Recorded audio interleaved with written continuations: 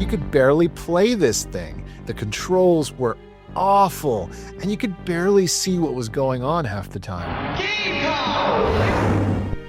Gamecom active. Even though I knew it was bad, even though I knew it was just terrible that these games were awful, there was something so interesting and unique to me about this console that I wanted to support it, and I wanted to collect for it. The worst video game console I ever owned. Batman and Robin? Am I feigning here? Am I seeing this for real?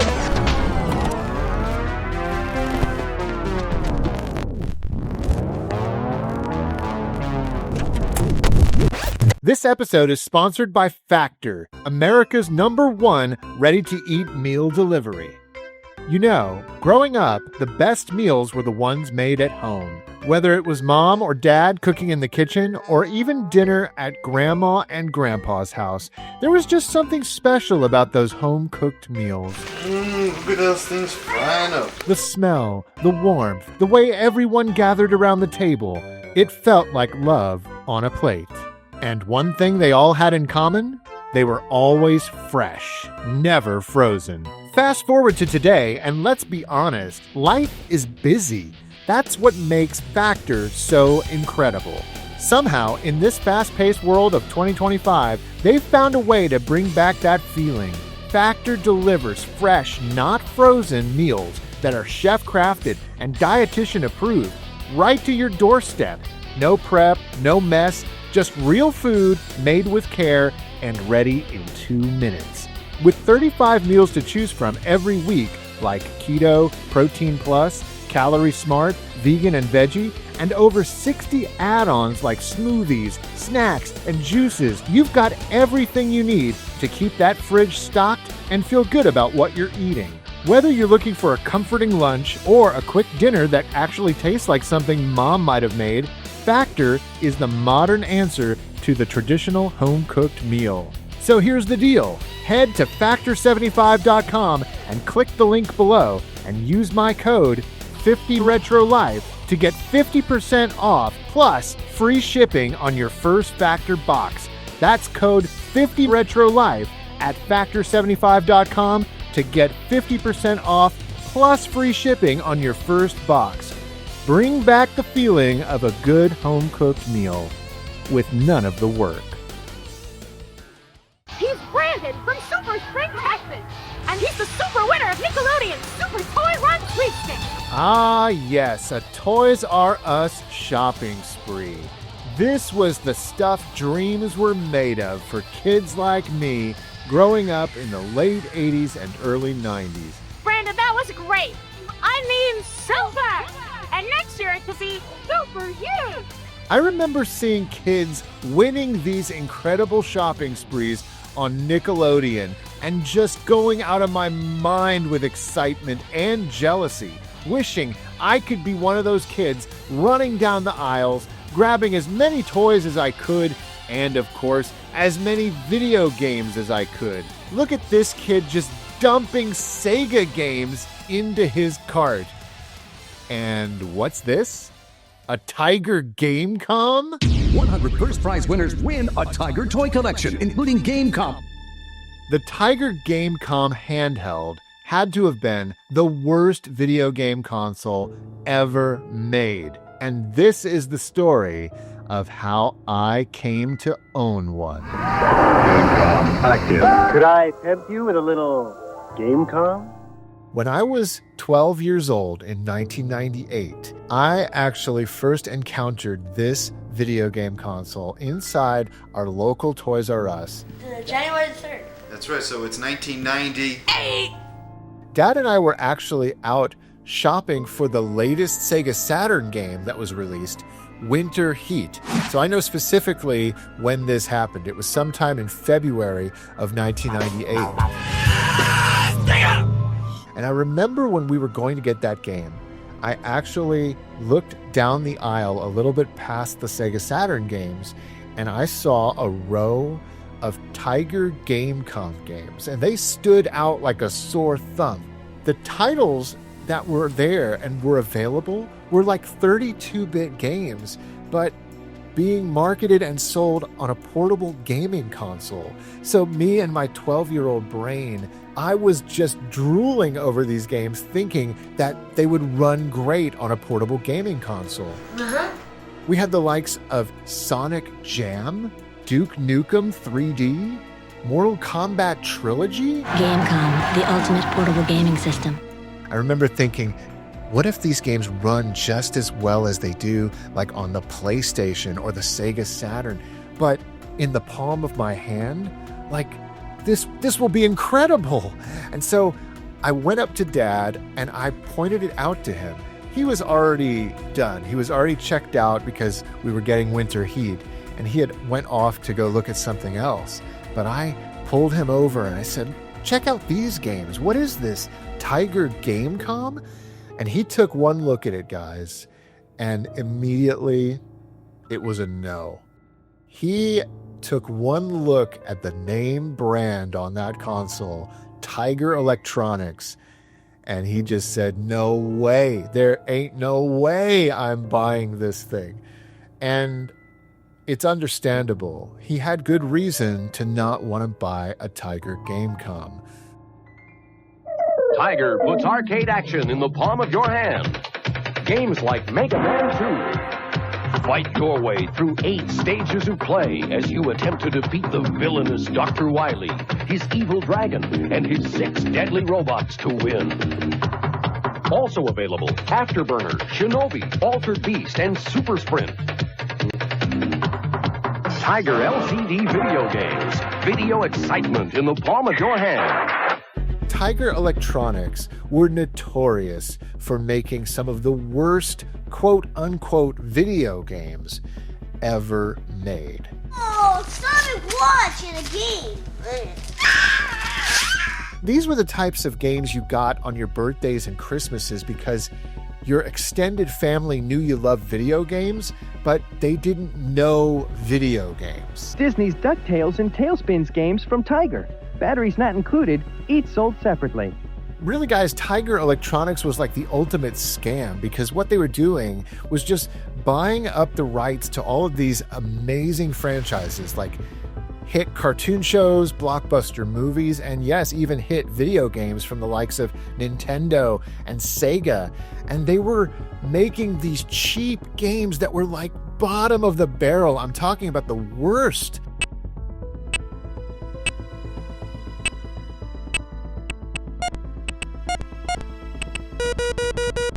They were worse than Atari games as far as visually.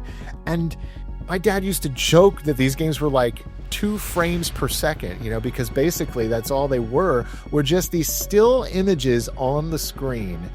You had this LCD screen, the jerkiest of animations. Even when I was a kid playing this stuff, I knew that it was like phony and fake, like this wasn't the real deal. Give me a Game Boy where I can actually feel like I'm playing my NES on the go on a portable screen. No, Tiger Electronics games were like, they felt like bootlegs. They felt like the biggest scam in the entire video game industry. Tiger LCD video games. But here's the thing, guys. I didn't own too many of these games because my dad would never buy them. He knew better. No, there was no way he was putting down his hard-earned money on something that was terrible. And he did his research. He knew what was good and what was bad. Tiger was fooling nobody, at least nobody in my household. And so when it came to that name and that brand, there was no way Dad was touching it. Gamecom, the ultimate portable gaming system. I remember seeing the commercials for Tiger Gamecom. They had some pretty good marketing muscle behind this whole console. But honestly, they weren't very compelling to me because they would show the game in motion and it really didn't look that impressive. But still, I was so intrigued just by the sheer fact that some of the titles, some of these games that were coming out on the Gamecom were 32-bit games, like modern games of the time. And I was so curious and interested in how they would run on this portable gaming console. And so Dad and I walked away from that Toys R Us that day with only the Sega Saturn Winter Heat game that we came to get.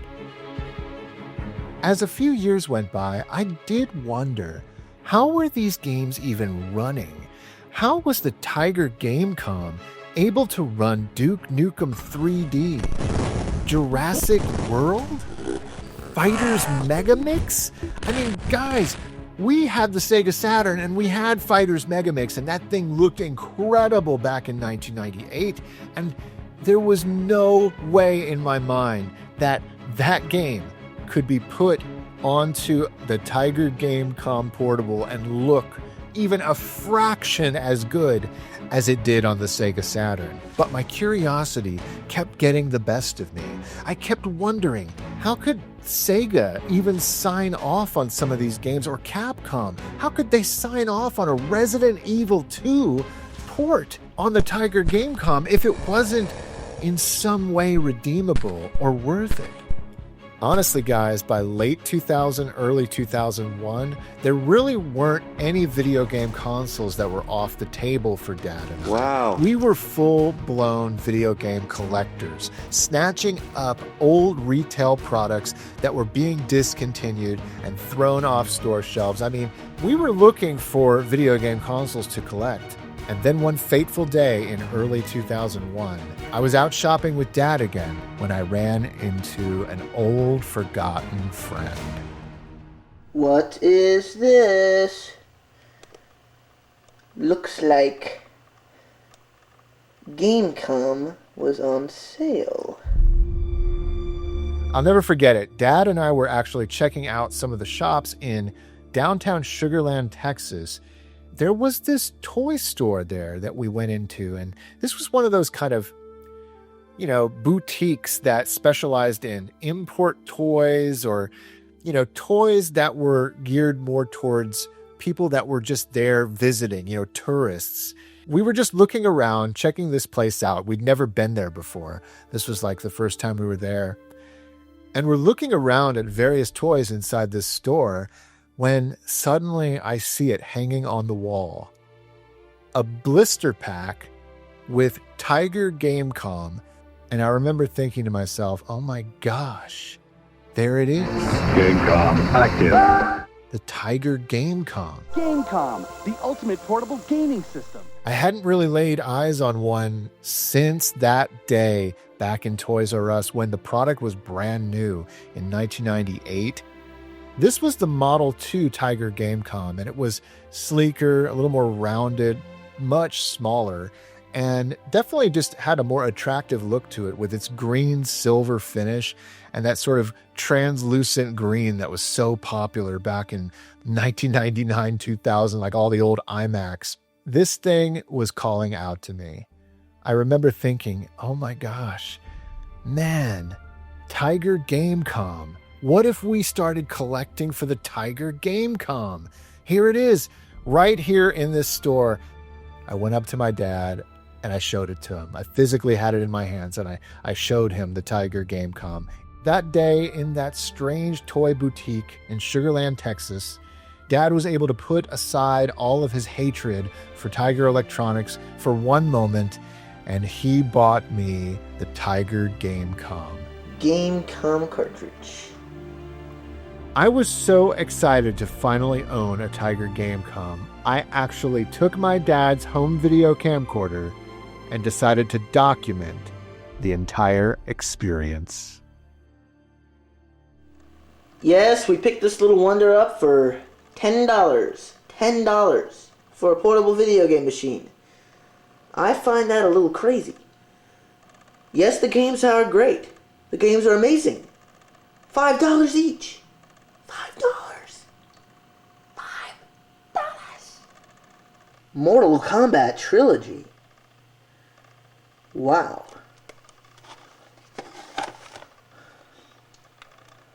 That seems like a pretty good game for a system that died.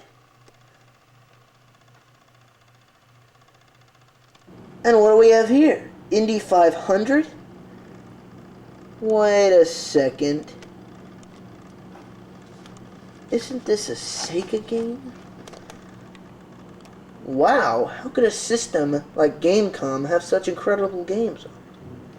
Even though I knew it was bad, even though I knew it was just terrible, that these games were awful, there was something so interesting and unique to me about this console that I wanted to support it and I wanted to collect for it. And yes, it is in 3D, and yes, it is a great system, but the one problem is you can't see the screen very well. It's hard to play the games. You have to strain. The Tiger Gamecom had failed miserably, but collectors like me and Dad were the ones who benefited from the death of a console. Just thought we'd document this little wonder of tricks here. That's Taiga. Taiga. People who made those LCD little junk things have made a video game machine portable system and have made great games. The Tiger Gamecom was like the Ed Wood of video games. It was so bad, it was good in some weird, crazy way. Batman and Robin? Am I feigning here?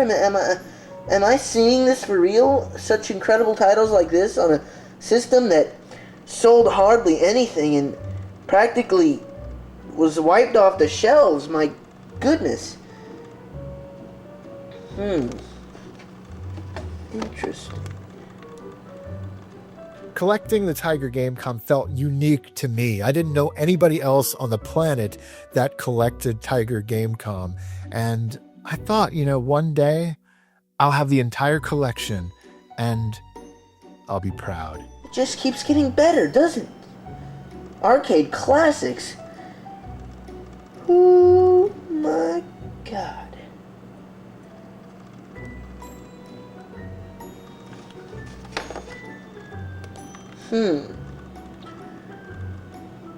May we present Duke Nukem 3D? 3D? On a 2D system? Or, wait a second. It is in 3D.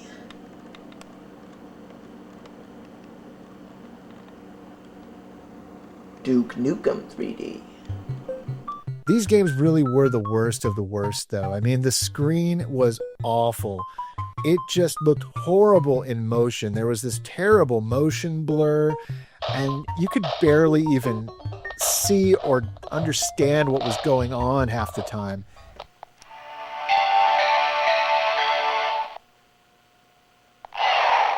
Gamecom active.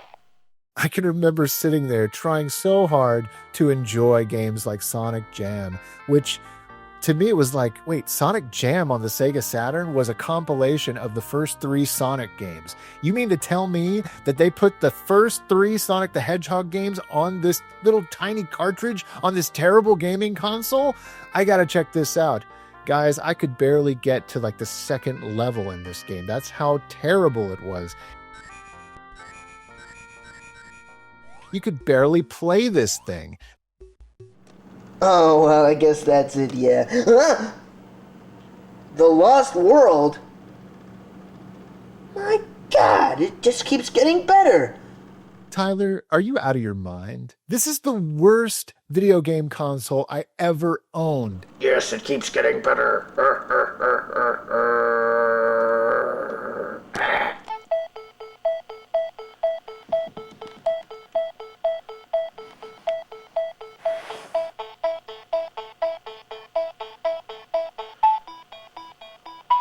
What a score. When I look back on this footage and I see myself trying my best to be like my dad, filming a new video game console that had entered the house that we were collecting and experiencing together, I know at the time what I was trying to do. I was trying to capture a little bit more of that magic. At the time, I was almost 15 years old, and life was really moving by quickly, and my childhood, I could literally feel it starting to slip away. And I think, honestly, that's even why I was so interested in this console to begin with. I wanted to have another experience with a console launch with Dad, but Dad, he was not into this thing at all, and even though he was happy to get it for me, and happy to get me some games and collect for it, he didn't like the console. I think he was allowing me some space to explore and get familiar with the camera. It has come to my attention that Tiger will no longer be putting out any more games for this little system. So, it might become what we call a dead system, which in my terms is a rarity. It was around this time I started making my own little short films. I started making movies as a student filmmaker. God, who the heck was that madman? The Tiger Gamecom became the subject of one of my little short films in some way. A short film that I shot but didn't edit or produce until this day, so many years later. Bye-bye. Quick, to override this function, please press the correct combination of buttons. Oh my god. What'll I push? A, B, or C? I don't have much of a choice. A, B, C? B, C, A? I don't want this to end. No. Okay. How about D, C? And you know what? The Tiger Gamecom had some potential. It had some charm. Let's rock. Begs to be touched.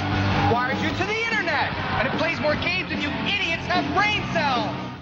But there was just no way it was going to ever put a dent in the market dominated by Nintendo.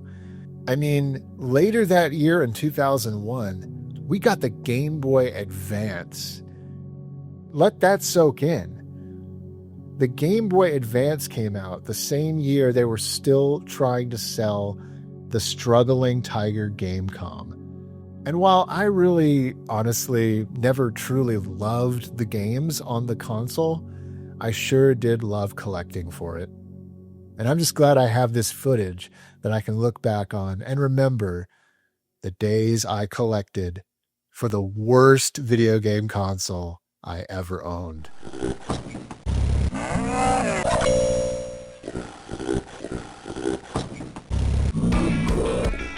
Well, guys, that's about it for this video. I hope you enjoyed this look back on Tiger Gamecom, the absolutely worst video game console that ever entered my collection when I was a kid. I don't know what I was thinking back then. Like, seriously, I think I just loved collecting, and I loved having video games in my collection that were unique and maybe the ones that other people wrote off. There was something special and just for me in these games. If this is your first time to the channel, do consider subscribing. I love talking about my game crazy family and all the amazing adventures we had with video games, so many of which were caught on tape by Dad. And hey, did you own a Tiger Gamecom back in the day? Let me know in the comments below. Also, I want to give a big shout out to my patrons over on Patreon and YouTube memberships. If you want to help support the channel, do consider becoming a patron. Go to patreon.com/myretrolife or click the join button right here on YouTube. Thanks, guys. Catch you next time.